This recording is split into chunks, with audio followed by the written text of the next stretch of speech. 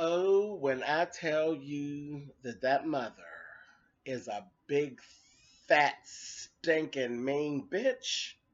And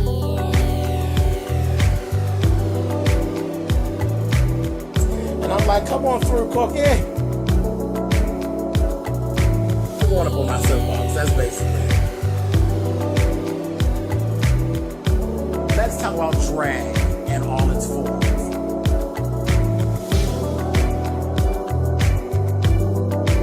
What, Cookie?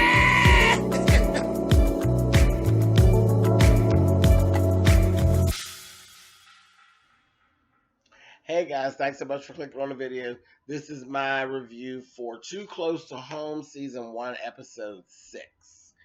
Um, yeah, we're going to talk about it in a little bit. That mother, honey, I can't take her, honey. Fat, shut in, nasty, stinking ass. Yeah, we'll talk about her. She's a hot ass fucking mess.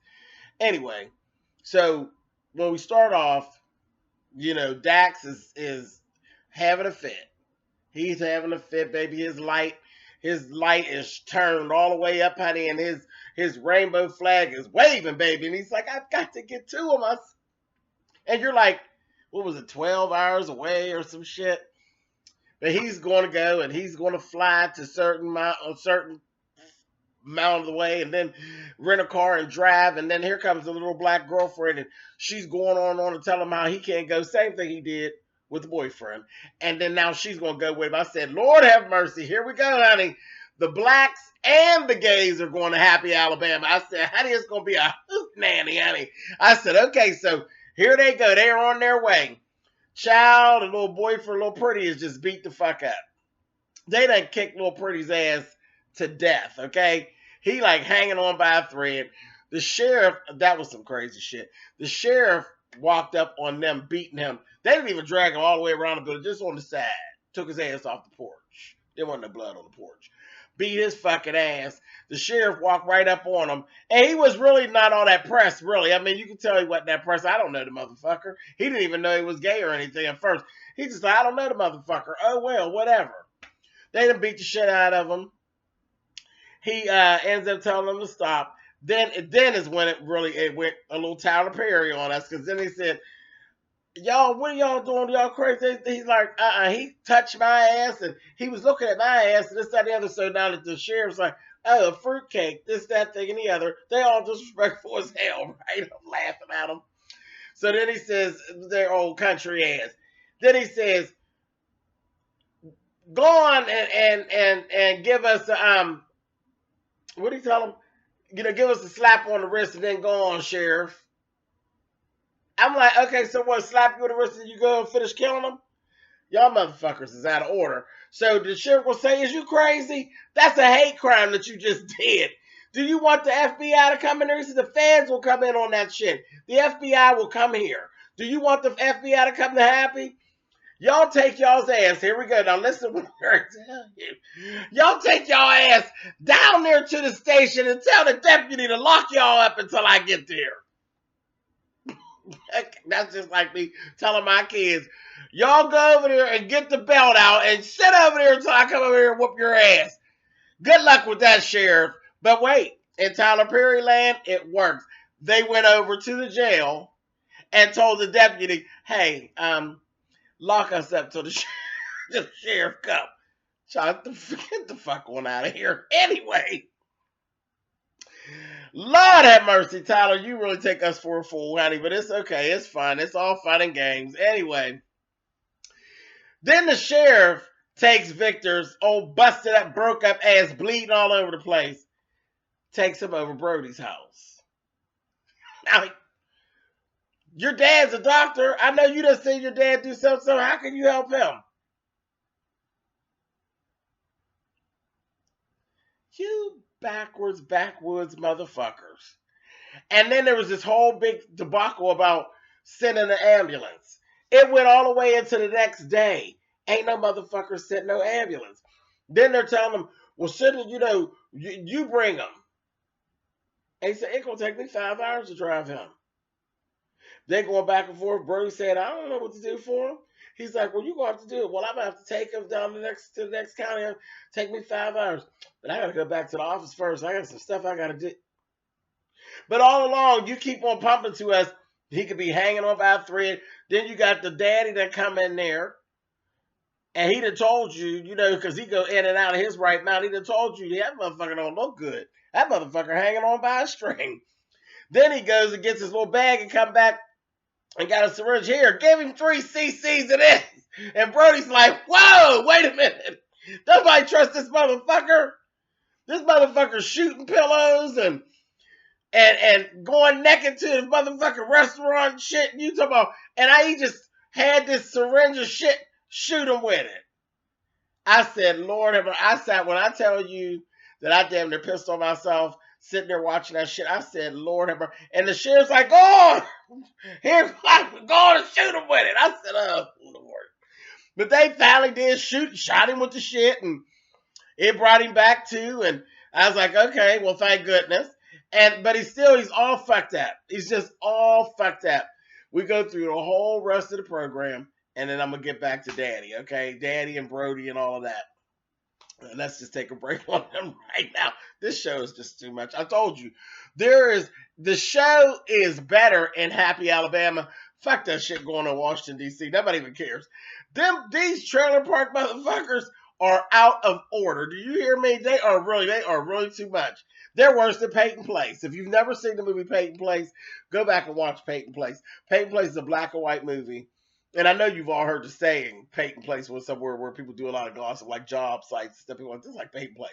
It's an actual movie. It was a TV show too, but it was a movie first. And the movie is in black and white. Fabulous movie. Some of the best writing that I've ever actually seen was the movie Peyton Place. That's the type of stuff that actually made me want to be a writer. So anyway, go back and see Peyton Place. When I tell you it was all going down in Peyton Place, baby, it was going down in Peyton Place. And you would never think that all the way back then when we were doing black and white films, all that shit was going on. Ain't nothing new under the sun, honey. Shit's been fucked up for many years, as long as we've been here and way before. Anyway, I digress. We'll get back down off my soapbox, but bam, and let's move on. Okay, so we got Annie and Bonnie. So I'm looking at Annie, and Annie, bitch, we already have come to the conclusion. You are a self-centered, self-absorbed bitch. That's just what you are. You're very, very bitchy, and you are so much for yourself. So much so that you literally left your daughter. You just left your daughter. You have a teenage daughter. You just left her. And after everything on Bonnie, everything that the mother's a nasty old whore, but what she says is correct. She ain't said nothing wrong about this girl, but it's just her delivery. She's sitting up there all fat and nasty and stinking and need help from everybody, but she mean to everybody. But everything she said about Annie is correct. Oh, she's not Annie anymore. She's Anna. Isn't that what they said on the news? That's what they call her down there in D.C. It's Anna.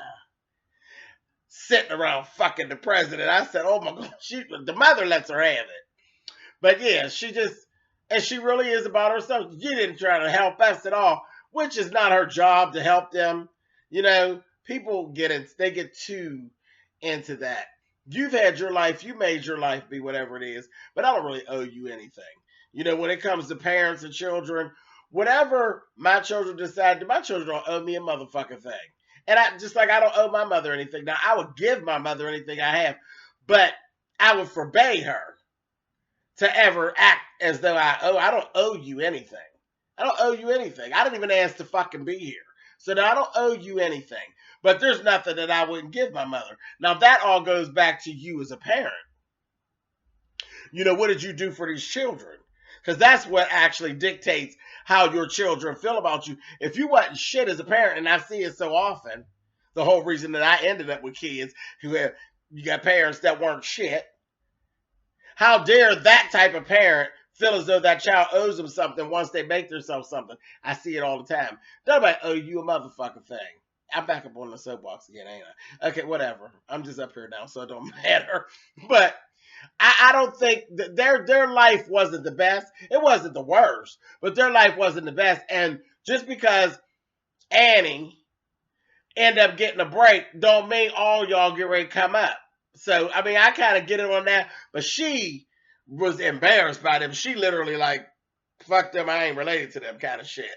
So, I mean, all of that's cool, but when shit get ugly, you ain't got no business with your ass back in Happy Alabama. Keep on going.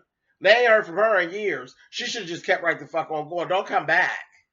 Because then you know you got to eat that shit that you made. So that's kind of where we're at with that. Anyway, but bam, bam, I'm down. I'm not getting back up again. Okay, here we go. So I'm sitting and I'm watching Annie playing victim, and that's what she did. What she's been doing. She literally is playing a victim. Oh, poor Annie. Fuck you, Annie, bitch. And this is just cute. I cannot wait until she found out.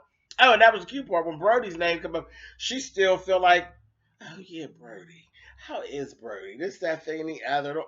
Wait till you find out that Barney done fucked Brody. What you gonna do then? I bet that other Annie gonna come out. She ain't gonna be up there crying no more. Cause Barney just consoles her and all that when they went over to the mother's and she wanted to help her wash her and the mother was there. Why is she in here? Cause she can get on out my trailer. This, that, thing, and the other. A mess. Again, how do you be so nasty to somebody that gotta come and wash your stinking ass and flip you over and wipe your funky ass pussy? And you still talking shit. A mess. Anyway. Oh, called her a bitch. She said she's a bitch. That's what she told the sister. What she told her. She says, go on out. She says, go ahead and do something else or whatever. And she says, why are you being all nice? Or she said, because she's my mother. I mean, she's my sister. She's my sister, mama. And that's why I'm going to be nice because she's my sister. She said, she's a bitch. She's just like your dad. I said, oh my God. She went on, honey. It was a mess. And then when the mother said, I saw her, because you know I got mirrors. I seen her get in that truck with JB, and you know what they was doing in there. So Annie had pulled a fast one too. So that's what I gathered. So back when times was good, girl, you fuck JB too. So both the sisters done fuck both the brothers. Child, that trailer park bullshit, Annie. I love it. I love it. Peyton Place, honey. Just a damn mess. So all of that's going on. Back at the bar, you got Shelby, this hide up bitch. This bitch is laying up in the middle of the pool table. Sleep. Man, what kind of backwoods, drunked up, hide up shit is that? Laying. Comfortable to the motherfucker in the middle of the pool table. Knocked out.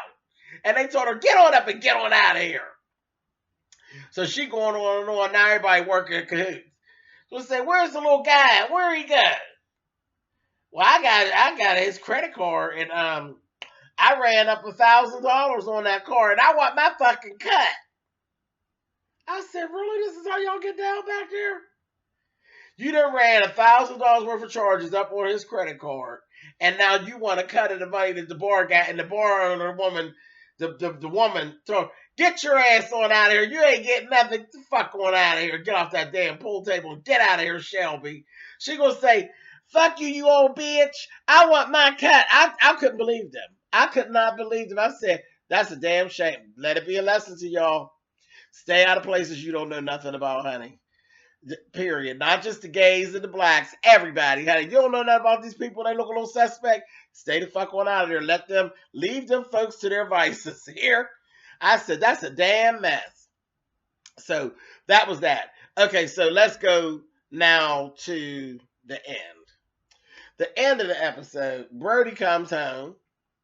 Because I don't understand. His father doesn't need to be left alone at all. Like, he's at that point where he really doesn't need to be left alone.